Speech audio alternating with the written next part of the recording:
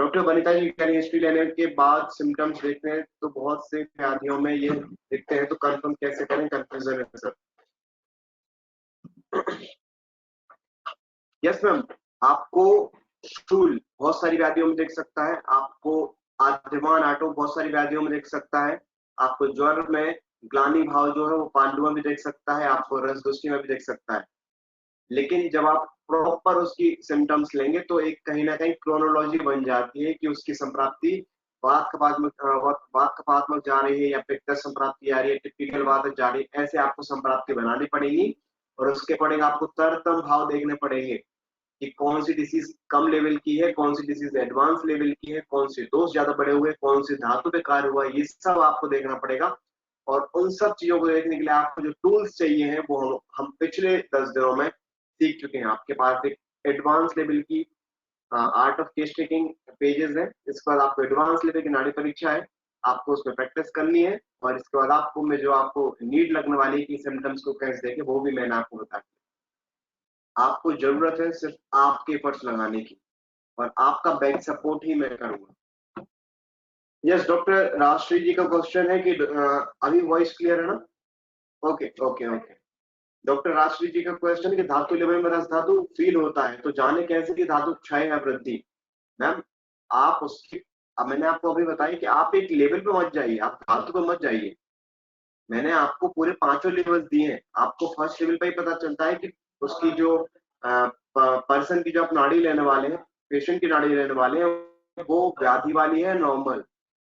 तो I think Rajshree जी आपको reason करने की बहुत जरूरत है, और आपको पेशेंट को फील भी होगा, जब बाद में आप क्वेश्चनरीज कर लेंगे आपको समझ में आ जाएगा। इसके अलावा आप उसके पूरे लिमिटेशंस या इंट्रीगेशंस करेंगे आप, तो आपको समझ में आएंगी चीजें। अगर आपका कहना है कि धातु क्षय हो रहा है नहीं, आप कैसे पता करें? अगर आप देखिए, अगर पेशेंट वात कपात्मक संप्राप्ति का है और उसकी जो वो पूरी डायग्नोसिस हो रही है, पल्स 5 लेवल के धातु अगर आप देखें, 5 लेवल की पल्स डायग्नोसिस देखें, तो अगर आपको वहां पे व्याधि ट्रिकिंग नाड़ी मिल चुकी है, रस दोषी दिख रही है, प्रकृति उसके अगेंस्ट है, उसके बाद के स्थान बाद के कार्य, पित्त के स्थान पित्त के कार्य, ऐसे आपको एग्रीवेटेड कंडीशन में मिल रहा है, तो ऑब्वियसली आपको समझ में आएगा कि उसकी धातु के अगेंस्ट काम चल रहा है और तीव्र गति से कार्य चल रहा है। तो ऑब्वियसली इसकी जो धातु रस धातु है वो क्षय अवस्था में जा रही है, दैट मीन्स धातु क्षय हो ही रहा है। तो आपको ऐसे क्या बोलते हैं उसको, इंटरप्रिटेशन करने पड़ेंगे। उसके लिए आपको बार बार उसकी नाड़ी में जाना पड़ेगा, पेशेंट को देखने पड़ेंगे, क्वेश्चनरीज करनी पड़ेंगी, तब आपको चीजें समझ में आएंगी। ये आपकी जो क्वेश्चंस आ रहे हैं, अभी आपकी क्वेश्चंस बता रहे हैं कि आपने प्रैक्टिस नहीं करी है। आपको मिनिमम 100, आपको आपके एटलीस्ट रीडिंग्स होनी चाहिए नाड़ी परीक्षा की। आपको बहुत कंटिन्यूसली डेली आपकी हैबिट होनी चाहिए कि मुझे डेली 5 पेशेंट्स की नाड़ी परीक्षा देखनी कंप्लीटली। आप बहुत बार गलतियां करेंगे, लेकिन उन्हीं गलतियों से ही सीखेंगे। एक डॉक्टर बनना, वो भी प्रैक्टिकल और वो भी आयुर्वेदिक, बिल्कुल आसान टास्क नहीं है। कहने को बहुत आसान है, लेकिन जब करने को जाते हैं बहुत टफ टास्क हो जाता है, क्योंकि आपके पास हर डिसीज में, हर फीवर में आप पीसीएम नहीं लिख सकते। आपको देखना पड़ता है, समझना पड़ता है। ओके, तो प्लीज आप समझें, आपके एफर्ट्स आने बहुत ज्यादा जरूरी है। आप सभी डॉक्टर्स हैं, बहुत एजुकेटेड हैं, वेल एजुकेटेड, आपको ज्यादा समझाने की जरूरत नहीं है। बट मैं आपका एज अ गाइड कोशिश कर रहा हूँ कि आपको जितना ज्यादा अच्छा बेस्ट नॉलेज हो सके कम से कम समय में, क्योंकि आपके पास भी टाइम कम है, हमारे पास भी टाइम कम है, किसी के पास ज्यादा टाइम नहीं रहता है, इसलिए हम आपको कम क्लासेस देके ज्यादा नॉलेज देने की कोशिश कर रहे हैं। आप प्लीज उस चीज को समझें। यस डॉक्टर, यस डॉक्टर मालिक जी का क्वेश्चन बहुत अच्छा है। चरसमरी के पेशेंट में हमें अष्ट क्यों पाए जाते हैं? ओके, मैं विजुअल नहीं। ओके, तो मैम कल ही मैंने आपको अर्श के पूर्व रूप या अर्श के लक्षणों में आपको बताया, वहां पे लक्षण आया है अश्मरी। तो एक्चुअली क्या होता है, आप जनरली एक क्वेश्चन अच्छा पूछ रहे हैं, लेकिन आप उसके और डीपली, कल मैंने इसको आपको कंसेप्टलाइज कर दिया था, फिर भी मैं रिवाइज कर देता हूँ क्योंकि कंसेप्ट अच्छा है।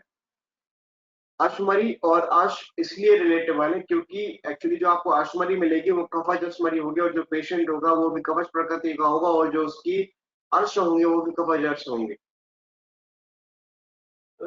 ठीक है, तो ऐसे मैक्सिमम टाइम आपको पेशेंट मिलेंगे कि जो पेशेंट अश्मरी का रहता है। सर अभी भी नो वॉइस, प्लीज आप नेटवर्क चेक कीजिए, क्योंकि हम यहाँ से फिर से नेटवर्क अपने चेंज कर चुके हैं और मेरी वॉइस क्लियर भी आ रही है। प्लीज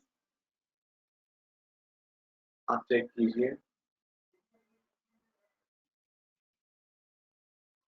ओके ओके ओके, और सभी को आ रही है, प्लीज चेक। ओके, तो अर्श और अश्मरी इसलिए रिलेटेबल है, दोनों के स्थान एक से हैं, पक्वा शंकर। एंड सेकेंडली, उनके स्थान होने के कारण उनकी जो संप्राप्ति है, वात कफात्मक संप्राप्ति, वो भी सिमिलर हो जाती है। तो आप भी देखिए, समझिए, जनरली मैक्सिमम पेशेंट्स को आप देखेंगे तो जिनको अश्मरी होगी उनको कफज अर्श होंगे, उनको बहुत रेयर होंगे जिनको पाइल्स, ब्लीडिंग पाइल्स होंगे, क्योंकि उनकी संप्राप्ति उसमें मैच नहीं करती। ठीक है, तो ये आपका एक्सपर्ट नॉलेज हो गया कि ऐसे पेशेंट्स को अश्मारी या आर्श की हिस्ट्री रहती है, लेकिन उनके स्थान के अनुबंध के चक्कर में ऐसा होता है। और सेकेंडली, उनमें ऐसे संप्राप्ति, सिमिलर संप्राप्ति मिलती है। जैसे मैंने आपको बताया कि अगर किसी को अस्थमा हो रहा है तो उसको मैक्सिमम टाइम हो सकता है उसको स्नीजिंग, अस्थमा और इसके अलावा कफिंग, ये सब प्रॉब्लम्स रहेंगी। और वही संप्राप्ति लेटर स्टेज में जाके उसकी त्वचागत स्थान संसर्ग करके ऐसे बहुत सारे पेशेंट्स को त्वचा विकार हो जाते हैं। तो आप बोलेंगे कि त्वचा और कुष्ठ का रिलेशन कैसे हुआ और अस्थमा का रिलेशन कैसे हुआ? उनका रिलेशन नहीं है, उन दोनों की संप्राप्ति एक सी है। उन दोनों की संप्राप्ति, वात कफात्मक संप्राप्ति होने से पहले वो केस जो अस्थमा का था वो लेटर स्टेज में त्वचागत स्थान संचय करके, वात कफात्मक संप्राप्ति के स्थान संचय करके उसमें सिम्टम्स, विटिलिगो या सूत्र, ऐसे पेशेंट्स, ऐसे मैक्सिमम पेशेंट्स हम लोगों ने देखे हैं और आपको भी मिलते होंगे। तो वही रिलेशन है कि अर्श और अश्मरी का जो रिलेशन है वो वही है कि उनकी संप्राप्ति सिमिलर होती है, और दोनों के स्थान एक से हो जाने के कारण उन दोनों की संप्राप्ति जल्दी बन जाती है, अगर हेतु सेवन और आहार विहार उसके अकॉर्डिंग रहे। Okay, thank you. तो हम बढ़ते हैं आज के सेशन की तरफ। आपसे रिक्वेस्ट है कि आप ज्यादा से ज्यादा एफर्ट डालें, क्योंकि आपके एफर्ट से मुझे और एनर्जी आती है और मैं अपने ज्यादा और एफर्ट डाल पाता हूँ। ठीक है, तो कल हमने ये सब बेसिक प्रोटोकॉल्स देख लिए, इसके बाद हमने लक्षणों को देखने के बाद हमने इसके बाद जाना कि चिकित्सा। तो हमने चिकित्सा में एक एग्जाम्पल लिया, वात रक्त, इसमें हमने समझा कि हमें वात और रक्त की चिकित्सा करनी है। इसमें हम रक्त की चिकित्सा करते हुए वात के प्रकुपित होने को बचाने को हमें लेके करनी है, रक्त की चिकित्सा, और प्रकुपित वात भी ना हो पाए, हमें ऐसा करना है। और हमें तरतम भाव भी देखना है कि जो दोष बड़े हुए हैं उसके अकॉर्डिंग हम चिकित्सा करनी है। दैट मीन्स अगर वहां पे वात के सिम्टम्स ज्यादा बड़े हुए हैं तो हमें पहले, सबसे पहले वात की चिकित्सा करनी है और रक्तमोक्षण तो नहीं करना है, ऐसे देखिए यहाँ पे लिखा हुआ है। और अगर रक्त के दोष ज्यादा है तो हम वात को मेंटेन करते हुए पहले रक्त को निकालें। ठीक है, तो अब हम पढ़ते हैं कि हमने ये भी देख लिया कि भवन प्रेचन पांडु रोग चिकित्सा में क्यों बताया गया है, क्योंकि जब रक्त रस दृष्टि होती है तब वमन को उपयुक्त तो बताया गया है। इसके अलावा उसमें पित्तज दृष्टि भी रहती है, तो हमें स्निग्ध विरेचक करके बार बार विरेचन देना चाहिए, जिससे उसकी संपूर्ण रस दृष्टि मिट जाए, और वही रस दृष्टि मिटने के बाद पांडु की चिकित्सा भी हो जाती है। तो आप समझिए, आपका अब वमन और विरेचन कितना वाइड एंगल यूज हो गया, कितना वाइडली यूज हो गया। कुछ लिमिटेशंस हैं, वो लिमिटेशंस वो एक्सपर्टाइज में होंगी, जो हम अपने लेवल 2 में, जो हमारे नेक्स्ट सेशंस होंगे, जब आपको एडवांस लेवल के पंचक्रम प्रॉपर डेमोन्स्ट्रेशन के तरीके से बताएंगे कि आपको वुमन कैसे करना है, उसमें क्या क्या लिमिटेशंस होने चाहिए, मतलब आपको एक्सपर्ट, पंचक्रम एक्सपर्ट बनाएंगे आपको। वुमन कैसे करना है, पूरी फुल प्रोसेस, वेरिएशन कैसे करना है उसकी फुल प्रोसेस, क्या क्या लिमिटेशंस होने चाहिए, आपको पेशेंट्स पे क्या क्या देखना है, क्या क्या शास्त्रोक्त हमें कंसेप्ट समझने चाहिए, उत्तर वस्ती, पूरी वस्तियां, नश्य, वमन, विरेचन, निरूपण, वासन, ये सब चीज आपको एक लेवल 2 में, क्योंकि ये सब हमारी स्किल्स है जो कि साइड स्किल्स होती है। आप एक प्रॉपर डॉक्टर होने के बाद ही आप ये सब स्किल्स पे जाते हैं, तो ये हम सब लेवल 2 में सीखेंगे, जो कि हमारा नेक्स्ट सेशन होगा, जब भी होगा हम आपको बता देंगे। तो आज हम स्टार्ट करते हैं नेक्स्ट चीज, नेक्स्ट चिकित्सा, जिसमें हम आज बताने वाले हैं आपको वात व्याधि की चिकित्सा में। तो हम एक्चुअली जो स्लाइड्स आपको बता रहे हैं ना, वो कहीं ना कहीं बेसिक कॉन्सेप्ट्स वाली जो स्लाइड्स है ना, वो हम आपको दिखा रहे हैं एग्जाम्पल के तौर पर कि आप कैसे कैसे संहिताओं को समझेंगे, जानेंगे और उनको आप प्रैक्टिकली यूज कर पाएंगे। तो यहाँ पे हम वात व्याधि चिकित्सा में देख रहे हैं मल शोधन प्रकार। इसमें लिखा हुआ है जो विरेचन कराने के आयु के दुर्बल रोगी हो अन्य निर्वस्तियों का प्रयोग में चिकित्सा करें। दीपनी और भोजन को शीघ्र पचाने वाले आहार में विरेचक द्रव्य मिलाकर खाने को दें। इस प्रकार उदर की शुद्धि होने तथा जठराग्नि के प्रतीत हो जाने पर फिर उसे स्नेह सुगन कराना चाहिए। दैट मीन्स अगर पेशेंट हमारे पास वात व्याधि का आ रहा है तो हमें जरूरी है उसको विरेचन ही देना है, मल शोधन करना है। अगर उसके अयोग्य है, दुर्बल है, तो हमें निरु अनुवासन ही करनी है। और निरु अनुवासन बहुत एक्यूपाई भी हो जाती है, एक्यूरेट भी हो जाते हैं। क्यों? क्योंकि आप वात समन चिकित्सा कर रहे हो। वात समन की अर्ध चिकित्सा है वस्ती, वो आपको देखनी है कि आप उसके बल देश काल के अकॉर्डिंग आप कौन सी वस्तियां यूज करते हैं। निरु के अनुवासन हम सब लेटेस्ट वाले। उसके अलावा भी आपको खाने को देना है, क्योंकि आपको समझना भोजन को शीघ्र पचाने वाले आहार में विरेचक द्रव्य मिलाकर खाना है कि अगर एक व्यक्ति वात व्याधि का आता है तो आप पड़ेगा, कोष्ठगत वात के बारे में भी सोचना पड़ेगा और पक्वाशयगत वात के बारे में भी सोचना पड़ेगा। और अगर आप पूरी प्रॉपर क्वेश्चनरीज करके आपको समझ में भी आता है कि ये पेशेंट के फुल बॉडी में अगर वात व्याधि भरी हुई है तो आपको उसके अकॉर्डिंग ट्रीट करना है। मैंने आपको कल ही बताया था कि आपको पेशेंट को पेशेंट नहीं समझना है, आपको पेशेंट को कॉम्बिनेशन ऑफ समझना है। दैट इज कॉम्बिनेशन ऑफ वात, पित्त और कफ, कॉम्बिनेशन ऑफ धातु, रक्त, रक्त, रोमांस, मेद, अस्थि, मज्जा, सुख। आपको बस इतना ही समझना है। आपको फर्क नहीं पड़ता कि बात कहाँ पे है, आपको बस ये देखना है कि बात हमारे बॉडी और अधो किस स्थान में। आपने बॉडी के 3 पार्ट कर लिए, ऊर्ध्व, मध्य, उसके अकॉर्डिंग आप दोषों को देखेंगे, धातु को देखेंगे और आप ट्रीटमेंट कहाँ पे लगाएं, आरोग्यवर्धनी कहाँ पे लगाना है। मैं सिर्फ दोष देखूंगा और उसके धातु देखूंगा, उसके आयु देखूंगा, वय देखूंगा, काल देखूंगा, दशा देखूंगा, नाड़ी परीक्षा करूंगा और उसके प्रॉपर क्वेश्चन करूंगा। मुझे फर्क नहीं पड़ता पेशेंट को कैंसर का आता है कि पांडु का आता है, मैं उसको ट्रीटमेंट उसके दोष के अकॉर्डिंग ही करूंगा, उसके धातु के अकॉर्डिंग करूंगा और मैं उसकी प्रॉपर ट्रीटमेंट बनाऊंगा और पेशेंट ठीक भी होगा। क्योंकि आपने उसके डिसीज को ठीक नहीं करा, आपने उसकी व्याधि को ठीक करा है, आपने उसकी जो बॉडी के अंदर व्याधि है, दैट मीन्स आपने उसकी बॉडी को ठीक करने की ठानी, तो आपको रिजल्ट मिलेंगे ही ऑब्वियसली। ठीक है। इसके बाद वात दोष की चिकित्सा। आमाशय में कुपित वात दोष में सबसे पहले रोमन कराना चाहिए, फिर उसे पेय आदि भोजन के लिए दें। इसे संसर्जन क्रम कहते हैं। इसके बाद सुषुप्त जो चूर्ण है, इंद्र, पाटा, कुटकी, हरण, चित्रक, मूल, इन सब के कॉम्बिनेशन का चूर्ण है, षट ग्रहण चूर्ण, इसको देना है। या अथवा प्रचादिगत को चूर्ण को गुनगुने जल में इसके सेवन से जठराग्नि सुलग जाने के बाद वात श्रवक चिकित्सा करनी चाहिए। प्रचादिगत क्यों दिया है तो बता सकते हैं, प्रचादिगत क्यों दिया है? आज जो आंसर करेगा प्रचादिगत का, आज का 1-1 कॉल सेशन उसका।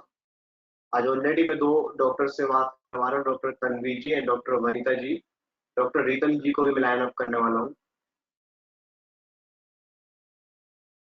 गुड। वनिता जी, आपसे तो ऑलरेडी मैं इम्प्रेस्ड हूँ। आपको मैं 1-1 कॉल सेशन करने वाला हूँ, आपकी और सारी पर्सनल लेवल पे आपकी प्रॉब्लम्स जानेंगे। वेरी गुड डॉक्टर वनिता जी। यही सिर्फ एक आंसर मैं सुनना चाह रहा जो कि मुझे मिल गया। यस डॉक्टर तनवीर जी, आपके भी आंसर आ रहे हैं, क्योंकि आप भी बिल्कुल सही है, लेकिन जो डॉक्टर वनिता जी ने बोला है ना, वो बिल्कुल एक्यूरेट। यस डॉक्टर माली जी। ओके डॉक्टर माली जी, आपसे नेक्स्ट 1-1 कॉल होगी। ओके थैंक यू, आपके आंसर्स मिल चुके हैं। तो आमाशयगत के स्थान में जो कफ का प्रादुर्भाव हो रहा है उसको मेंटेन करने के लिए हमें कफग्न औषधियां ही देनी पड़ेंगी।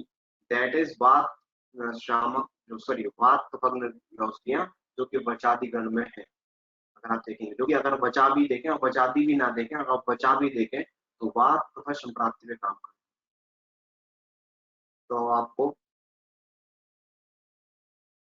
यस श्रद्धालु बिल्कुल। तो आप देखिए ऐसे कितने सारे डिजीज होते हैं जिसमें आपको समझ में आता है कि हमारे आमाशय गत में वात प्रकोपित हो गया है। जैसे एक बेसिक एग्जांपल देखें, वहां पे हेडेक होना। हेडेक के भी बहुत सारे टाइप होते हैं, आपने पढ़े होंगे त्रिशूल। उसमें वात डोमिनेंस वाला अगर हेडेक होता है तो आपको सिर्फ त्रिशूल बस में ही सोचना है।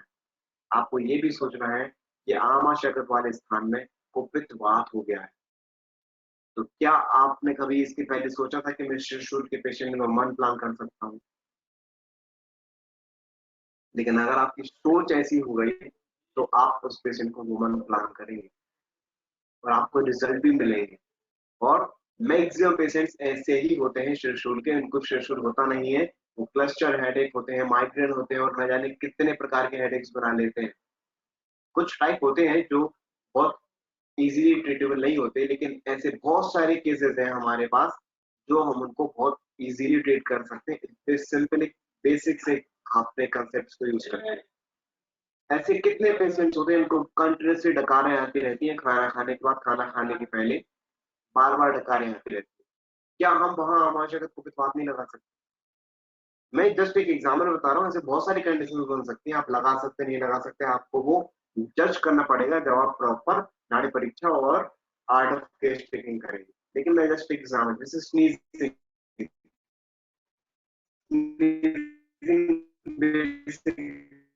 भी नहीं है, बार बार छींके आना, उसको सर्दी भी नहीं है, सर्दी भी नहीं है, पर फिर भी चिकित्सा में आप होम करा सकते हैं क्या? ऑब्वियसली आप करा सकते हैं। तो आपको इस सोच से आपको बढ़ना है आगे। आपको स्थान की चिकित्सा करनी है, आपको उसके स्थान में प्रकोपित दोषों की चिकित्सा करनी है, आपको स्थान में प्रकोपित धातु की चिकित्सा करनी है। आपको उस टाइम ये बोलना है, अगर सॉरी स्नीजिंग आती है कंटिन्यूसली, सर्दी जैसे लगता है, तो आपको सोचना है कि उस टाइम उसको स्नीजिंग नहीं है, कफ के स्थान में वात का विमार्गमन हो गया है। तो मैं वात को समन भी करूंगा, उससे भी आपको रिजल्ट मिलेगा, लेकिन आप उससे अच्छे बेस्ट आपको वही होगा कि आप जो जो इंटरमिंगलिंग हो गई है दोनों की, वात की और कफ की, तो आप उस स्थान की चिकित्सा कर दें। आप मीन उस कफ को ही निकाल दें जिसमें वात का डोमिनेंस हो रहा था, तो वो कफ भी निकल जाएगा और साथ साथ में वात भी निकल जाएगा और पेशेंट ट्रीट हो जाएगा। और ऐसा ट्रीट होगा कि वो आपके पैर ही छुए नेक्स्ट टाइम कि डॉक्टर साहब आपने सालों पुरानी मेरी जो बीमारी थी वो सही कर दी, क्योंकि आपने उसकी बीमारी को ठीक नहीं किया, आपने उसकी बॉडी को ठीक किया जो उसकी बॉडी डिमांड कर रही है। ये आपको रिजल्ट्स ऐसी प्रैक्टिस में मिलेंगे अगर आप ऐसे तरीके से सोचना स्टार्ट कर देते हैं। आपने ऐसे बहुत सारे फेसबुक इंस्टा वगैरह पे ऐसे अच्छे अच्छे डॉक्टर्स देखे होंगे जो ऐसे कंसेप्ट को यूज करके ऐसे रिजल्ट्स निकालते हैं। फिर आपको लगता है कि हाउ अमेजिंग इज योर अवर आयुर्वेद, लेकिन मैं नहीं कर पा रहा। वही चीजें आप या आपके ऐसे यूज करेंगे और आपको बहुत मजा आने वाला है। ठीक है, आप ऐसी दवाइयों का यूज करके भी आप ऐसे रिजल्ट निकाल सकते हैं। मैं आपको आगे ये भी बताने वाला हूँ कि आप कैसे ओपीडी लेवल पे पंचकर्म कर सकते हैं, वमन करवा सकते हैं, ऑपरेशन करा सकते हैं। बस आपको थोड़े गट्स लाने पड़ेंगे, थोड़े कंसेप्ट को एडवांस करना पड़ेगा आपको। उसके अलावा आप एडवांस कंसेप्ट होने के बाद आपको कॉन्फिडेंट भी होना पड़ेगा। कॉन्फिडेंस आप जब ही होंगे जब आप बहुत सारी मेहनत कर लेंगे, बहुत सारा नॉलेज ले लेंगे, तब पॉसिबल। कठिन मल चिकित्सा, ये बहुत एक बेसिक सा एग्जांपल है जो कि आपको हमने एक्चुअली कंसेप्ट वाइज ही निकाला आपके लिए। एक्चुअली ये सब जो भी स्लाइड्स में आपको बता रहा हूँ ना, वो कंसेप्चुअली जो इंटरेस्टिंग है वो मैं आपको दिखा रहा हूँ कि आप कैसे संहिताओं से इतने अच्छे कंसेप्ट निकाल के आप पेशेंट को ठीक कर सकते हैं। तो यहाँ पे मैं आपको बताना चाह रहा हूँ कठिन मल चिकित्सा। पूरी इस मल के कठिन सूखा होने से जब मनुष्य बड़ी कठिनाई से निकल पाता है, नमक मिला हुआ घी चटाकर मनुष्य तत्काल भोजन कर ले। आपने से बहुत सारे पेशेंट देखे होंगे, बहुत सारे, लगभग हर दूसरा पेशेंट बोलता है सर मुझे बहुत सीवियर कॉन्स्टिपेशन है। और आप क्या करते हैं, कॉन्स्टिपेशन को सिर्फ अनुलोमक चिकित्सा से ही ट्रीट करने की कोशिश करते हैं और आपको उसमें बहुत बार असफलताएं मिलती है, अनसक्सेसफुल हो जाते हैं, आप उसके केसेस को समझ ही नहीं पाते। उसकी प्रकृति के बारे में सोचना चाहिए, उसके पोस्ट की विचार में भी करना चाहिए कि उसको कौन सा विरेचक हेल्पफुल रहेगा। आपने से बहुत सारे एग्जांपल्स देखे होंगे कि आप का पेशेंट आता है कि मुझे मलावष्टम मलावरोध है, और जब आपका पेशेंट उसको आप उसको 5 ग्राम या 3 ग्राम या 2 ग्राम त्रिफला चूर्ण बस दे देते हैं गर्म पानी के साथ, और आपको लगता है ये पेशेंट बहुत अच्छा होने वाला है, नेक्स्ट टाइम होता है डॉक्टर साहब आपने क्या दे दिया मुझे, अब मुझे उससे ज्यादा कॉन्स्टिपेशन हो रहा है, मेरी हालत खराब है, डॉक्टर साहब ने ऐसे क्या कर दिया।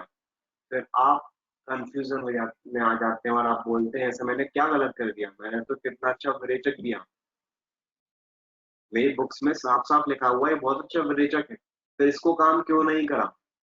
क्यों? क्योंकि आपने उसकी प्रकृति पे विचार नहीं किया, आपने उसकी पोस्ट पर विचार नहीं किया, और आपने उसकी प्रॉपर कंसेप्टलाइज समझाई नहीं कि उसकी बॉडी एक्चुअली चाहे क्या रही थी।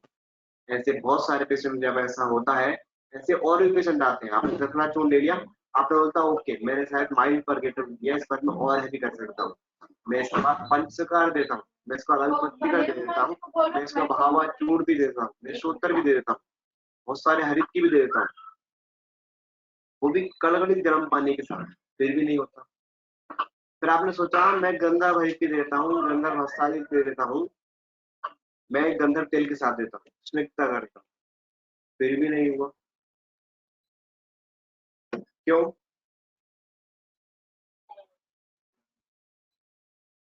क्योंकि उस टाइम उस पेशेंट को चाहिए था कि जो उसके पक्वाशगत बात थी वो उसमें अवरोध डाल रहा था। यस डॉक्टर वनिता जी आप सही कह रही हैं, श्रद्धा स्नेहन आपको बिल्कुल उस टाइम देने चाहिए, बट ऐसे पेशेंट्स में आपको सोचना चाहिए कि वो पेशेंट एक्चुअली पक्वाशगत बात का पेशेंट था, ना कि मलावष्टम का। पक्वाशगत बात में ऐसा होता है जब वो मल कहीं पे अवरुद्ध हो जाता है तो वो मल शाख वाली क्रिया नहीं हो पाती है, और आप क्या करते हैं फर्गेशन करा के उसकी जो वाटर वाटर ऑब्जर्वेशन कैपेसिटी उसको और बढ़ा देते हैं, जिससे वहां पे और रुक्षता आ जाती है। यस डॉक्टर प्रियाजी लीवर पाचन आप यूज कर सकते हैं, तो उस टाइम आपको, यस डॉक्टर सुनता जी आपका आंसर बिल्कुल सही है, तो आपको अपान काल में वहां पे स्नेहन देना है, या आपको कब समझ में आएगा जब आप पेशेंट को समझ पाएंगे अच्छे से कि एक्चुअली वो मलाश्रम का है कि पक्वाशा का बात का है, आपको पेशेंट को समझना पड़ेगा, आपको उसकी प्रॉपर आंसरिंग क्वेश्चन करनी पड़ेगी। तब ऐसे बहुत बार पेशेंट को होता है कि उसके कठिन मल आता है, तब आपको उस टाइम में सिंपल एक बेसिक कंसेप्ट मिलाना है, नमक मिला हुआ घी चटाकर मनुष्य तत्काल भोजन कर ले, दैट मीन्स ये कहना चाह रहे हैं उसके अपान काल में घी जो कि स्नेहन का कार्य कर रहा है, और जिसमें नमक मिला हुआ जो कि गामित्व का काम कर रहा है, एज अ कैटलिस्ट वर्क कर रहा है। ये कितना सिंपल सा और छोटा सा योग है, लेकिन ये कितना अच्छे से कार्य करता है, आपको इसके रिजल्ट मिल जाएंगे। ये सभी पे काम नहीं करता, लेकिन बहुत पे काम कर जाता है। जिनको जिनको पक्वाशगतवाद की दृष्टि होगी, वहां पे अवरोध होगा, मल निकलने में प्रॉब्लम आ रही होगी, अगर उस बॉडी में ज्यादा रुक्षता होगी, कोष्ठ क्रूर कोष्ठ होगा, प्रकृति वात डोमिनेंस होगी, तब ऐसे पेशेंट्स में श्रद्धा स्नेहन करना चाहिए, उसको स्नेहन सुगंध कराना चाहिए, और ऐसी आपको अपान वायु में अपान काल में ऐसी चिकित्सा करके आप, यस डॉक्टर महावीर जी वातर लोमन कार्य भी कार्य करता है, उसमें कैटलिस्ट कार्य करेंगे, जैसे कि हम वस्तियों में कार्य करते हैं शेंडोलोमा और मधुबला के, हम उसकी एक्टिविटी को बढ़ाने का कार्य करते हैं। खींच आकर मनुष्य तुरंत भोजन कर ले, दैट मीन्स उसके अपान काल पर कार्य होगा, वहां पे स्नेहन पूरी बॉडी में फैल जाएगा, और मल सार की क्रिया आगे बढ़ जाएगी, और वो पेशेंट ठीक हो जाएगा एक छोटी सी चिकित्सा से। तो मैंने इस छोटी सी 2 लाइन आपको इसलिए यहाँ पर रखी, ये बहुत सारे लोग को पता होंगी, लेकिन वो यूटिलाइज नहीं कर पाते। ये मेरे साथ भी पहले होता था कि हमारे पास कंसेप्ट बहुत सारे रहते हैं, लेकिन हम यूटिलाइज नहीं कर पाते। क्यों? क्योंकि उसका रीजन वही है कि आप पेशेंट को उस टाइम जज नहीं कर पाते, आपको उस टाइम को समझना है कि एक्चुअली वो आत्मान आटो कुछ भी हो मुझे नहीं फर्क पड़ता, उस टाइम उसके एक्चुअल प्रॉब्लम क्या हो रही है, किस किस ऑर्गन में क्या प्रॉब्लम आ रही है, रुक्षता आ रही कैसी आ रही है, तो मैं उस ऑर्गन में उस टाइम में सदस्य करूंगा, और उसमें अपान वायु उसकी मेंटेन कर दूंगा, उसके रिजल्ट आना स्टार्ट। ठीक है, तो इस 2 लाइन से आप बहुत कुछ सीख सकते हैं कि एक्चुअली हमारे आयुर्वेद में कितनी सारी चीजें। यस यस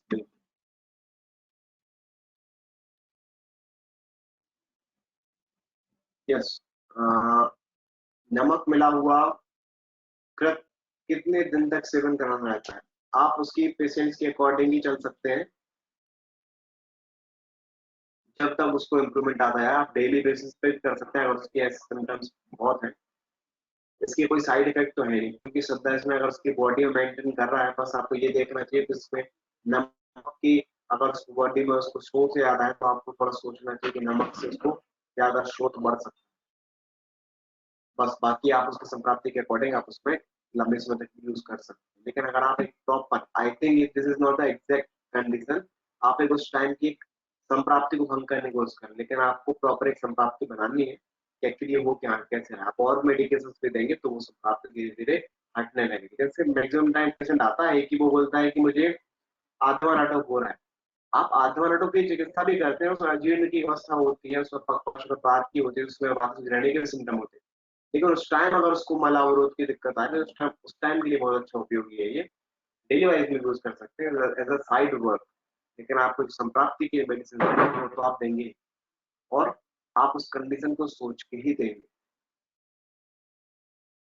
नहीं डॉक्टर जी, एसटीएन का पेशेंट रहे तो आप बिल्कुल नहीं सोचेंगे कि नमक, वो एलोपैथिक कंसेप्ट हो गया।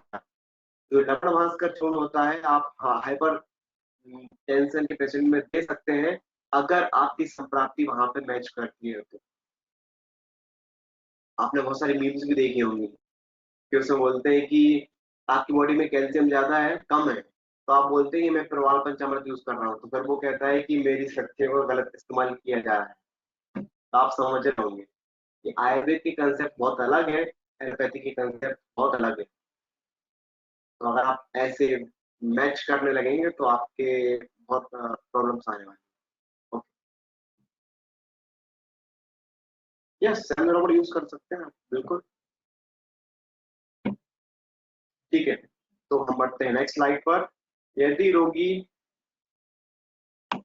यस डॉक्टर भानु जी, मैं एच टी एन नहीं बोलूंगा आपको, मैं आपको बोलूंगा अगर पेशेंट एच टी एन का है लेकिन अगर उसकी बॉडी में मधुरम निर्माण को नीड रहेगी तो आप बिल्कुल देंगे, और आप उसको पेशेंट ठीक भी फील करेगा और उसका हाइपरटेंशन ही मेंटेन होगा।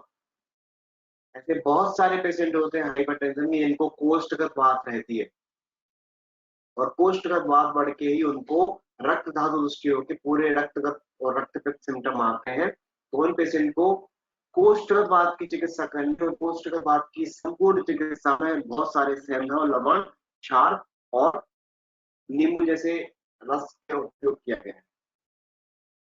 तो आप बोले हाइपरटेंशन में कैसे यूज कर सकता हूँ, लेकिन आप कोष्ठगत बात में यूज कर सकते हैं, और कोष्ठगत बात का ट्रीटमेंट करके आप हाइपरटेंशन का यूज कर सकते हैं।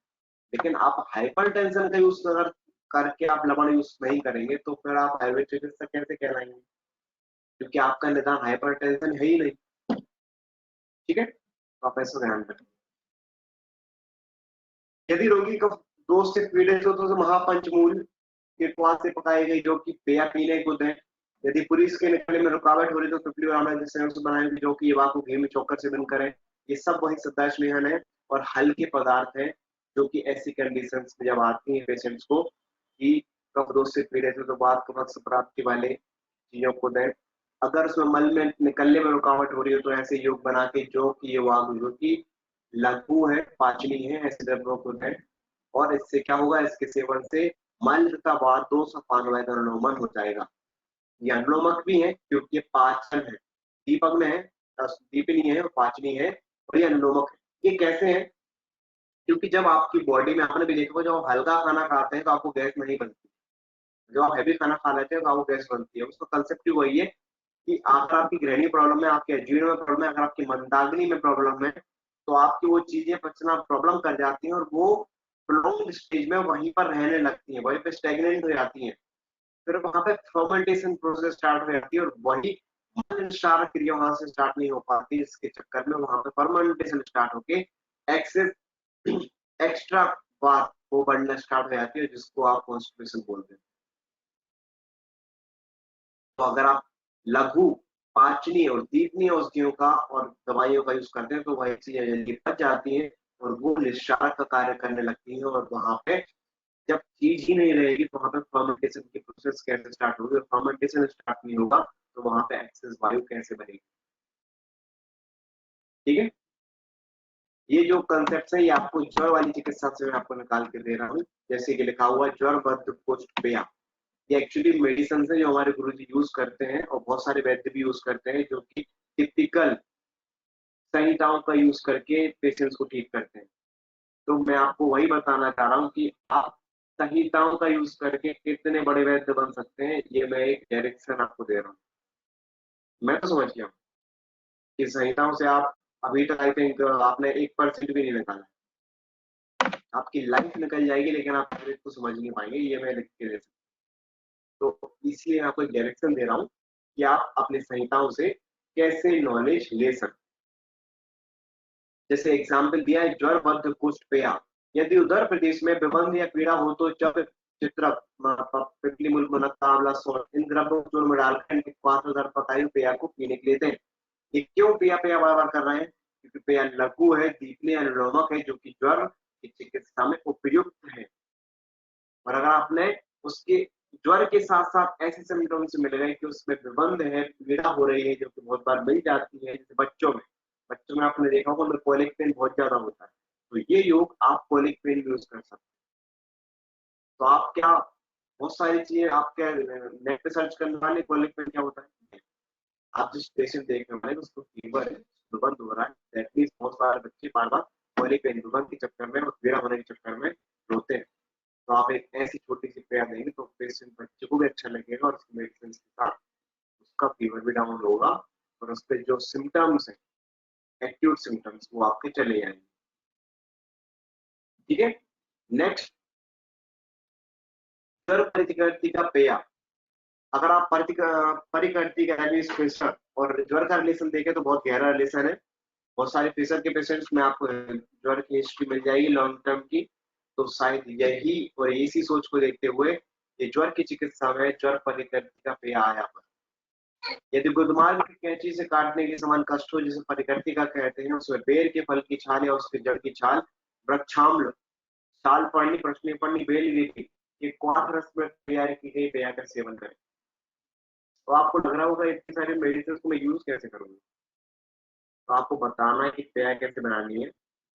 पेय कैसे बनानी है आपको शुद्ध स्थान में मिलेगा, और ये ड्रग यूज करके आप सिंगल एकल एकल मेडिसिन नहीं, इनको आप यूज करके पेशेंट्स को देंगे और उसको अच्छा लगेगा। आप ये भी सोच सकते हैं कि मैं स्टोर वगैरह का यूज नहीं करने वाला, ये आपकी चॉइस है, लेकिन ये जो जब आप फंसने लगते हैं ना पेशेंट्स में, तो आपको यही सब चीजें आपको बाहर निकालनी है। आप इसका मॉडिफिकेशन भी कर सकते हैं, आप इसकी घनपट्टी बना सकते हैं ऐसी चीजों से। अगर आपके पास ऐसे पेशेंट्स बहुत है तो आप पेशेंट्स की, अगर आपके पास ऐसी संप्राप्ति के पेशेंट्स मिलते हैं कि जिनके पास जो है उनको बाद में फिशर हुआ है, तो आप ऐसे योग को निकाल के उनकी घनपट्टी वगैरह बना सकते हैं, चूर्ण अच्छे फॉर्म में बना सकते हैं और आप उनको पेय के साथ खाने के लिए दे सकते हैं। ठीक है, तो जस्ट मैं आपको एक कहते हैं ना वाइड रेंज दे रहा हूँ कि आपको एक्चुअली सोचना कैसे है, कैसे कैसे तरीके से प्रैक्टिकली आप सोचना है कि मैं मेडिसिन को कैसे यूटिलाइज कर सकता हूँ पेशेंट के ट्रीटमेंट में। इसके अलावा और अच्छा बेस्ट कंसेप्ट मुझे लगता है ये नेक्स्ट वाला, यष्टि कास्वरी कल, गर्भादि शोष चिकित्सा। वात दोष के प्रकोपित होने से यदि गर्भस्थ शिशु सूख जाए अथवा शिशु सूख रहा हो तो गर्भिणी को तथा शिशु को गंभार और मुलेठी के क्वाथ रस से पका हुआ गाय का दूध मिलाकर पीने को दें। एक बेसिक एग्जाम्पल दिया, ये यष्टि कास्वरी कल्प है, जो कि आप इसको एज अ चीरपात यूज कर सकते हैं या तो आप इसको कल्प बना के यूज कर सकते हैं। ऐसी कितनी सारी फीमेल्स हैं जिनको अबॉर्शन हो जाते हैं या उनका गर्भ शोषण हो जाता है, दैट मीन्स उनके गर्भ का पोषण नहीं हो पाता है, कहीं ना कहीं उनके पानी में कमी आ जाती है, दैट मीन्स उनके वेट लॉस होता है, वेट जो फीटल ग्रोथ होती है वो अच्छे से नहीं हो पाती, दैट मीन्स उसके गर्भस्थ अवस्था में वात दोष प्रकोपित हो जाता है। तो आप सोचिए ऐसे कितनी फीमेल्स में आप ये योग यूज कर सकते हैं, और हमारे गुरुजी कितने सालों से इसको यूज कर रहे हैं, और ये बहुत अच्छा योग है, बहुत अच्छा, बहुत एडवांस लेवल का योग है। मतलब ऐसे बहुत सारे पेशेंट्स देखे होंगे फीमेल्स के जिनके अबॉर्शन तक कराने को बोल दिया जाता है कि उसकी ग्रोथ बहुत खराब हो गई है, आपके जो थैली है उसमें पानी का बहाव बहुत ज्यादा हो रहा है, पानी का कलेक्शन कम हो रहा है, आपकी हालत खराब हो रही है, उसका एचपी डाउन हो रहा है, इतनी सब जो ग्रोथ होती है, तो इससे गर्भस्थ जो शिशु है उसकी भी हेल्थ अच्छी होती है, उसका वेट गेन भी होता है, उसकी प्रेगनेंसी अच्छे से होती है। एंड यस, आईयूजीआर, यस बिल्कुल, उसमें भी आप यूज कर सकते हैं। और आप मेंस्ट्रुअल क्रैम्प्स वगैरह में भी यूज कर सकते हैं। मतलब आप अगर सोचिए ना, गर्भावस्था की जो भी अवस्थाएं हैं जिसमें वात दोष प्रकोपित होता है और जो भी प्रॉब्लम आती है उसमें आप, यस, गोधूम में आप कैसे पकाएंगे, ये छीट पाक वाली प्रक्रिया है, आप इनको सूत्र स्थान में बहुत अच्छे तरीके से आपको बताया गया है। आप कैसे करेंगे, गंपारी और मुलेठी के पहले क्वाथ करेंगे, फिर इस क्वाथ को दूध में उसी की समान मात्रा में आप करके उबालेंगे। जब सिर्फ दूध मात्र बच जाएगा उसको आप क्षीर पाक अवस्था कहते हैं। इसमें आप, इसमें कल्पना भी कर सकते हैं, इसमें आप इस क्वाथ को शक्कर के फॉर्म में घोल के और कल्प बना लेते हैं। इसमें उस क्वाथ की भावना उस शक्कर में आ जाती है, जो मिश्री में आ जाती है, और आप उसको जो एज आ ग्रेन्यूल्स फॉर्म में आप यूज कर सकते हैं। ये सब मैं आपको बताने वाला हूँ, आपके क्षीर पाक कल्पना, आपको कल्प कैसे बनाना है, आपको मेडिसिन कैसे बनानी है, आपको रस औषधियां कैसे बनानी है, आपको चूर्ण के कॉम्बिनेशन कैसे बनाने हैं, सब चीजें हम आपको लेवल 2 में बताने वाले हैं। जो हमें हमारे डॉक्टर यहाँ पे प्रैक्टिकल यूज कर रहे हैं, प्रैक्टिस कर रहे हैं, उनके लिए आसान होगा, और जो नए हैं उनके लिए हम सेशन यही सब लेवल 2 में लेके आने वाले। ठीक है, तो हमने आपको संहिताओं से इतना नॉलेज दिया, बताया कि आप कैसे छोटे छोटे कंसेप्ट को लेके आप इतनी बड़ी बड़ी चिकित्साएं कर सकते हैं। यस डॉक्टर, मान लीजिए आप ऐसे रस भी यूज कर सकते हैं, बस आपको पेशेंट की कंडीशन और उसको देने का अनुमान वगैरह देख के आप यूज कर सकते हैं। ठीक है, तो अब हम बढ़ते हैं नेक्स्ट चीज के लिए, नेक्स्ट नेक्स्ट पेज में, जिसमें हम देखेंगे कि अब हम ये पता करेंगे, हमने संहिताओं को वाचन अच्छे से कर लिया, अब हम द्रव्य गुण विज्ञान में जाएंगे। ठीक है, हमने द्रव्य गुण विज्ञान से चीजें निकाली है, इसमें हम आपको बताया है कि हम कैसे ड्रग्स को यूज करें। आपको ऐसे बहुत सारे ड्रग्स आपने पढ़ी होंगी जो एकल औषधियां हैं, जैसे कि ये जो मैं आपको दिखा रहा हूँ स्लाइड, ये कुटच की है, और कुटच में आपको कितने सारे मल्टीपल यूज मिलते हैं, हर संस्थान पे कार्य करने वाली होती है, लेकिन आपको उससे कैसे फाइंडिंग्स पानी है, क्या सोचना है कि मैं किस पेशेंट्स में कैसे यूज कर सकता हूँ, ये हम समझते हैं। तो यहाँ पे लिखा हुआ है स्वेस कुटच, तिक्त कुटच, इसके टाइप लिखे हुए हैं, अधिक गुणकारी होते हैं, आजकल बाजार में दोनों प्रकार के मिलते हैं, और तिक्त बीज से ही लेने चाहिए। उत्पत्ति स्थान आपको उससे कोई मतलब नहीं है, रासायनिक संगठन से भी आपको कोई ज्यादा इंपॉर्टेंस नहीं, क्योंकि आप उसको केमिकली यूज करने वाले हैं नहीं, आप सिर्फ उसके गुण, रस, बीज और विभाग ही काम करने वाले। तो हम जल्दी से चले आते रस और बीज विभाग पर। आप गुण देखते हैं लघु रूप, रस देखते हैं तिक्त कषाय, विभाग देते हैं कटु, वीर देखते हैं शीत। तो यहाँ पर बताया गया है यह रूक्ष तिक्त कषाय तथा शीत होने से कफ पित्त शामक है। दैट मीन्स ये शीत वीर से पित्त शामक है, और रूक्ष तिक्त कषाय होने से कफ शामक है। दैट मीन्स कुटच जो है वो कफ और पित्त शामक है। अगर आप कुटच को कफ पित्त शामक बोलते हैं, तो आप इस पेशेंट्स को, आप इस कुटच को, सिर्फ एक कुटच को आप कैंसर पेशेंट्स में यूज कर सकते हैं। लेकिन अगर आप कुटच को सिर्फ अर्श और अतिसार और प्रवाहिका में भी बस यूज करना जानते हैं आप, तो आप इसका सर्दी में भी यूज नहीं करते। क्या आपको पता है ये दवाई सर्दियों में यूज हो सकती है, में यूज हो सकती है? कुटच घनवटी, कुटच सिर्फ एकल होती है, कुटच अतिसार में यूज हो सकती है। क्या आपको पता है गर्म में यूज हो सकती है? कैसे? अगर आप सिंपल एक वर्ड समझे इसके, द्रव रस गुण वीरपात, दैट मींस तिक्त कषाय कटु और वीर शीत। मतलब ये कटु तिक्त कषाय और शीत वजह से कफ पित्त शामक है। अगर आपको ये वर्ड पता है तो आप इसको अतिसार में भी यूज कर सकते हैं, और आप इसको प्रतिसाय में भी यूज कर सकते हैं, और आप इसको ज्वर में भी यूज कर सकते हैं। नेक्स्ट आप देखते हैं वह व्रण रूपक है। व्रण रूपक आपको पता है कि व्रण जब बनता है वहां पे इन्फ्लेमेशन हो जाता है, यह डॉक्टर तरबीजग्राही कार्य करता है, उसके लिए एक स्पेसिफिक कंडीशन है। यह व्रण रोपक इसलिए है क्योंकि जब इन्फ्लेमेशन हो जाता है व्रण में, तब पित्त का डोमिनेंस हो जाती है। इसके अलावा जब पूरी क्लियर आता है तब व्रण रूपक हो नहीं पाता है। जब आप कफ पित्त शामक चिकित्सा कर देते हैं, एटलीस्ट आप वहाँ की क्लेदन को कम कर देते हैं और वहाँ की क्लेदन से होने वाले इन्फ्लेमेशन को कम कर देते हैं, तो आप कहीं ना कहीं इस मेडिसिन को व्रण रोपण कर सकते हैं।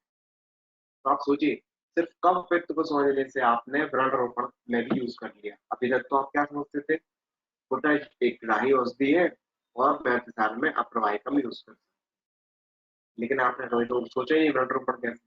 लेकिन अगर आपने व्रण रोपण को समझ लिया कि व्रण रोपण होना कैसे है, वहाँ के इन्फ्लेमेशन को कम करना है, वहाँ पे हीलिंग होने के लिए अच्छे मांस का होना जरूरी है, वहाँ पे अच्छे रक्त का स्राव होना जरूरी है। वो जब भी पॉसिबल होगा जब वहाँ पे एक्स्ट्रा क्रिएट वो कम होगा या खत्म होगा, तभी तो एक्सेस मास अच्छा वाला मास बनेगा। आपने देखा होगा जब बोन हेलिंग होती है ना, तो जब भी आप ड्रेसिंग करवाने जाते हैं तो जो एक्स्ट्रा कप साइड का रहता है ना, जो खराब वाला है वो निकालते हैं। क्यों निकालते हैं? क्योंकि हीलिंग होने के लिए नए फ्रेश ब्लड की सप्लाई होना जरूरी है, जो कि वो क्लेड जो खराब मांस है वो हैम्पर करता है। और जब हम दवाइयां ऐसी तरह यूज कर देते हैं तो उसमें क्लेडन पार्ट बहुत कम हो जाता है और हीलिंग प्रोसेस बढ़ जाती है। इसीलिए ही इन्होंने शायद लिखा है यह व्रण रोपण है। तो आपको समझ में आया ये क्यों ऐसे डीप थॉट से लिखते थे, लेकिन अब आपने इनके थॉट्स को समझना स्टार्ट कर दिया। ठीक है, ये आभ्यंतर, यह वामक, दीपक, स्तंभक, अशोक और क्रमिक है। क्रमिक कैसे है, कोई बताएगा मुझे? ये क्रमिक कैसे है? मुझे ऐसा लगता है इसका आंसर आना चाहिए। ज्यादा कुछ टफ आंसर नहीं है, बहुत इजी है। मैं तो देख लेता हूँ कि आज कौन कौन नए चेहरे हैं शायद की वजह से। ओके, बिल्कुल कह सकता हूँ। Yes doctor Vanita ji, I am so impressed. आपका आंसर बिल्कुल सही है डॉक्टर। यस बिल्कुल बिल्कुल, वेरी गुड, बिल्कुल, very good, very good. Yes doctor Ekra ji, आप भी आंसर अच्छा कर रहे हैं। यस, कफ विद शामक है, आपने तो कह दिया। Okay, I am confirm with that. But yes, जो जो भी कफ शामक कह रहे हैं ना, वो बेस्ट आंसर। कफ पित्त तो ठीक है, आपका आंसर अगर आपने ये बोला है कफ पित्त तो वो तो बेस्ट ही है, क्योंकि आप ये नहीं कह रहे कि वो ग्राही है। कफ पित्त आप एक्चुअली उस थिंकिंग में चले गए कि मुझे डिसीज, मुझे एक ड्रग को सोचना कैसे है, मुझे सिर्फ रस गुणवीर के अकॉर्डिंग सोचना है और उसके अकॉर्डिंग मैं सिर्फ यही थिंकिंग रखूंगा, तो मैं मल्टीपल चीजों यूज कर सकता हूँ। Very good. और मुझे पता था इसका आंसर सभी के पास है, लेकिन मैं चाहता था कि आप आंसर करें। यस डॉक्टर वसीम जी, क्लेद नाशक, एग्जैक्ट, बिल्कुल डॉक्टर अतज्ञा जी, आपका आंसर भी बिल्कुल सही है। बिल्कुल बिल्कुल, एग्जैक्ट, वेरी गुड। ऐसे आंसर से अच्छा लगता है कि आप एक्चुअली एक एनर्जी के साथ बने हुए हैं। तो पिरामिड में है, यह अमेरिका प्रवाही का नाशक का आम रक्त और जलांश का शोषक है। आप ऑब्वियसली समझ में आ रहा है कपित शामक है। कुटज संग्राहक और उपशोषक द्रव्यों में श्रेष्ठ माना गया। तो आप ऐसी जहां भी कंडीशंस बनती है वहां आप यूज कर सकते हैं। यह रक्त शोधक और रक्त स्तंभक, ये कैसे हुआ? रक्त शोधन करता है, इसलिए रक्त शोधन और रक्त स्तंभक। जो रक्त है, जहां भी ज्वरक में हर वक्त नहीं कह सकता, जहां पर भी संप्राप्ति कफ पित्त सामक होगी वहां पे आप ज्वरक नहीं कह सकते। यह धातु शोषण है। धातु शोषण इसलिए कह सकते हैं क्योंकि जहां पे कहीं ना कहीं उष्णगिरता आती है तो वहां पे कहीं ना कहीं धातु शोषण होता है लॉन्ग टर्म में। लेकिन आप इसको एज अ धातु शोषण यूज करके आप उसका यूज नहीं खत्म कर सकते, क्योंकि अगर आप ऐसा करने लगेंगे तो आप बोलेंगे कि फिर तो भाला तक जैसे द्रव्य बहुत तीक्ष्ण है, वो धातु शोषण है। ये यही तो आपकी एक्सरसाइज यूज होती है कि आपको उसको कितने दिनों तक यूज करना है, कैसे अनुपान के साथ यूज करना है, कब समय में यूज करना है, किस प्रकृति में यूज करना है। यही तो आपको एक्सपर्टाइज बनाती है। जब आप ऐसे ड्रग्स को अच्छे तरीके से यूज कर सकते हैं, अनुपान के साथ यूज कर सकते हैं, तो आप उसको किसी भी तरीके से कहीं भी यूज कर सकते हैं। ठीक है, तो शायद मैं आपको यही थिंकिंग देने की कोशिश कर रहा हूँ। कफ एक प्रकार में इसका प्रयोग होता है, प्रणव में का वास्तविक होते हैं ऑब्वियसली, और आगे में इसकी शाखा ले देते हैं। आप अंदर गिरिमान प्रवाहिका जो उदरशूल और प्रमेय उपयुक्त होता है। आप इसको रक्तार्श में भी यूज कर सकते हैं, उदरशूल में भी यूज कर सकते हैं। उदरशूल कैसे? उदरशूल ऐसे कि वहां पे जब भी कोलिक वाली कंडीशन आएगी, जहाँ पे डोमिनेंसी वात कम होगा लेकिन उसके ऑब्स्ट्रक्शन से, कफ पित्त के ऑब्स्ट्रक्शन से जब भी होता है, ऐसी कंडीशन जनरली प्रवाहिका में होता है, मरोड़ पड़ती है। वहां पे डोमिनेंसी वात नहीं होता है, लेकिन पित्त और कफ की डोमिनेंसी होने के वहां पे मरोड़ पड़ती है, ऐंठन पड़ती है। तो वहां पर अतिविषा या कुटज जैसी व्याधियों इनका यूज करके आप बहुत चर्चा ले जाते हैं, और शायद यही मेडिसिन आपको अतिसार वाले योगों में मिलती है। कुटज, वनबटी, संजीवनी बटी और अग्नितुंडी ऐसी आपकी जो दवाइयां हैं जो कि टिपिकल इन्हीं प्रकारों के लिए बनाई गई है, उन सब में ऐसी दवाइयां वगैरह है और इसी सोच से ही बनाए गए।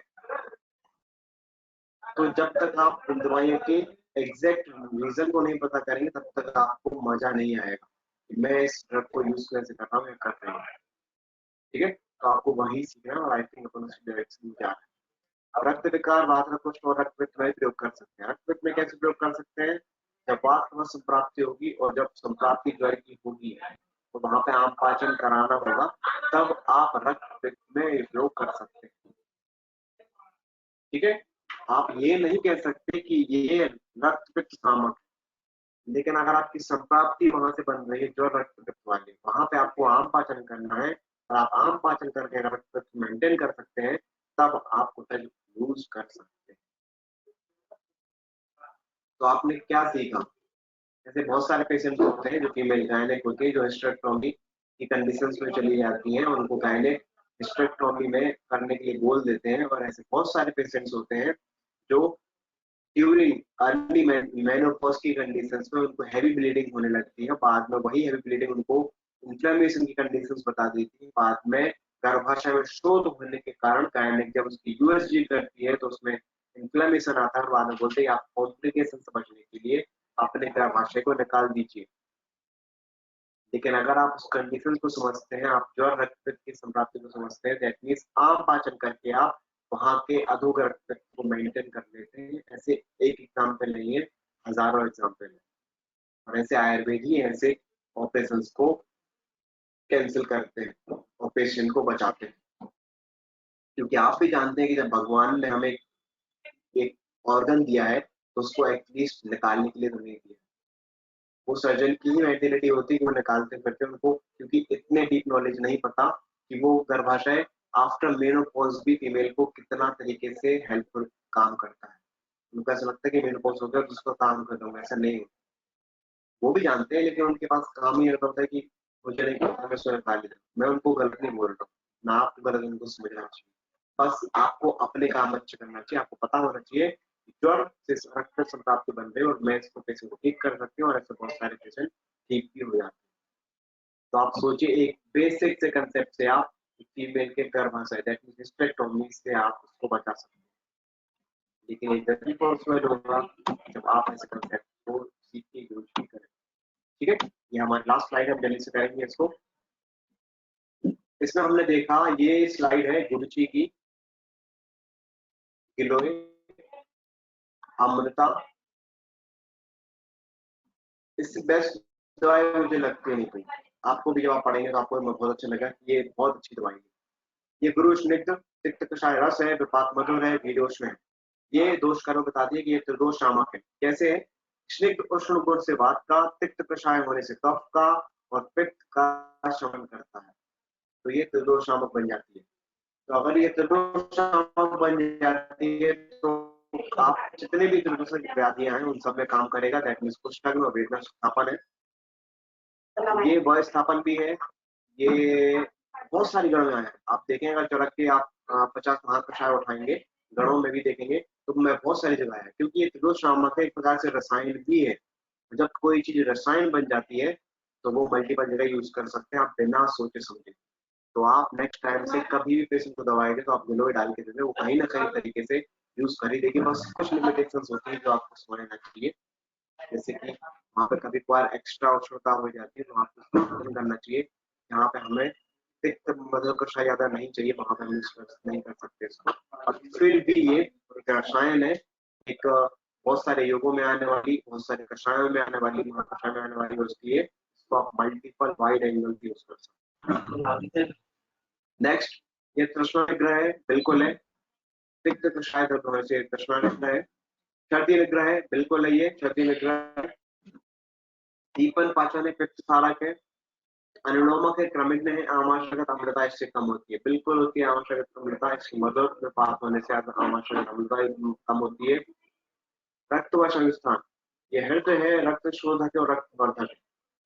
ये कहीं ना कहीं त्रिदोषामक है, इस कारण से ये पूरे त्रिदोषों पर कार्य करती है और आपको कहीं ना कहीं, यह डॉक्टर समता जी रसायन है, यह कफग्न है, यह वृक्ष है। आप कोई भी अगर व्याधि को देख लें तो इस पर काम कर ही जाता है। ये त्रिदोषक होने के कारण ये हमारे शुक्र को कर अच्छा करके ये वृक्ष का भी काम करता है, और तिक्त कषाय होने से वृक्ष का कार्य करता ही अच्छा फुल ब्रेकिंग हो सकती है। यह प्रमेय अरबी है, क्योंकि यह अगर आप प्रमेय देखें तो ये प्रकार से ये जो त्रिदोष व्याधियां हैं जो वात कफ संप्राप्ति वाले, पित्तज प्रमेय, कफज प्रमेय, वातज प्रमेय तीनों में काम कर जाती है। और अगर आप प्रमेय की चिकित्सा पर जाएंगे तो आपको बहुत जगह किलों का यूज मिल भी जाएगा। जनरली हम तिक्त प्रधान औषधियों का, तिक्त कषाय प्रधान औषधियों का हम वहां पर उपयोग करने को बोलते हैं। यह कुष्ठ है, क्यों है? क्योंकि अगर आप देखें वात रक्त देखें, वात रक्त की संप्राप्ति के पूर्व रूप में पहले आपको कुष्ठ मिल जाता है, और कुष्ठ एक प्रकार से त्रिदोषक व्याधि है, और जो भी त्रिदोष नामक है वो त्रिदोषक व्याधि में भी कार्य करेगा। यह ज्वरग्न है, यह आप भी जानते हैं। कितने अमृतारस वगैरह जो आते हैं, कोई पूरे टिपिकल ज्वरग्न के लिए बने हुए, क्यों? क्योंकि जहाँ पे तिक्त और प्रधान और उष्ण प्रधान औषधियां आ जाती है और मधुर वात के साथ, वो हमारे ज्वर को कम करने में हेल्पफुल होती है। धायप्रशमन है, ऑब्वियसली, क्योंकि पित्त का शमन करते हैं। धायप्रशमन है, यह रसायन है, क्योंकि जो भी दवाइयां तीनों दोषों को मेंटेन करती है, उससे कहीं ना कहीं बल बढ़ता है।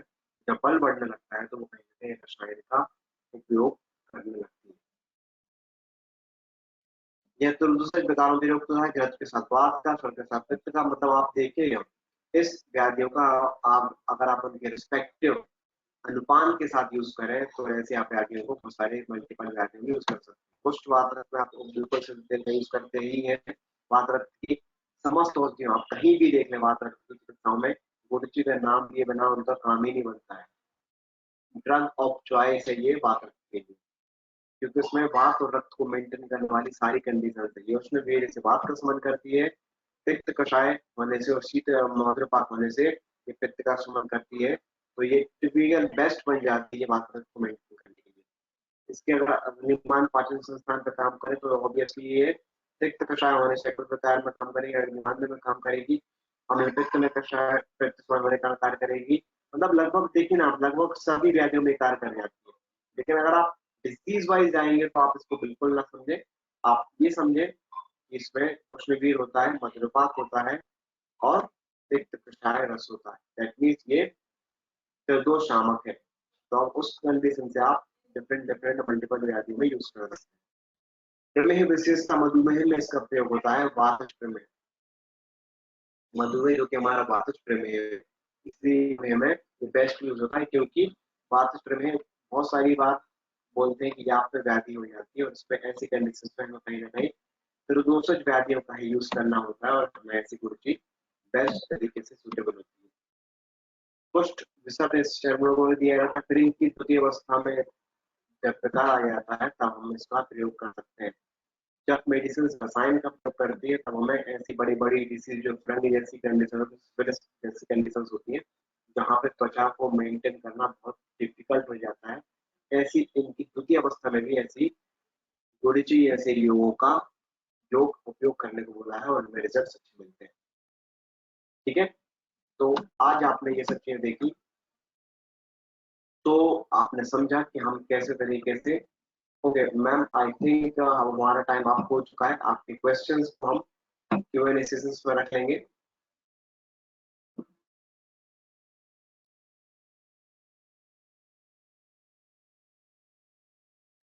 सर जैसे जो प्रकृति है उसमें कुछ डिसीज होते हैं तो उसकी प्रकृति की दृष्टि होने के चांसेस, यस ऑब्वियसली अगर आपकी प्रकृति पित्तज है और अगर आपने चाट खा ली या आपने दही बड़े खा लिए, आपने कोई तीखी पदार्थ खा लिया, तो आपको अम्लपित्त होने के चांसेस बहुत ज्यादा बढ़ जाएंगे, क्योंकि आपने जो डोज चल रहा है उसको एग्रीवेट होने वाले कंडीशन उसको आपने जल्दी दे दिया।